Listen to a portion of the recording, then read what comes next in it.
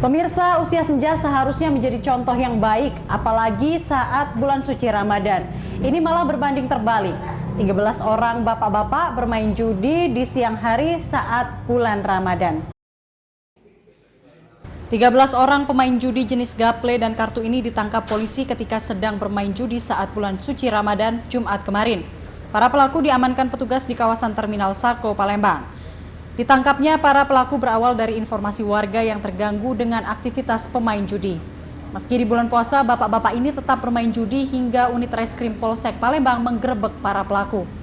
Kapolrestabes Palembang, Kombes Pol Muhammad Ngajib menyesalkan adanya peristiwa ini. Seharusnya masyarakat memberikan contoh yang baik di bulan Ramadan. 13 pelaku, mereka main judi remi dan judi gaple. Dengan barang bukti ada barang bukti gaple dan barang bukti remi serta uangnya.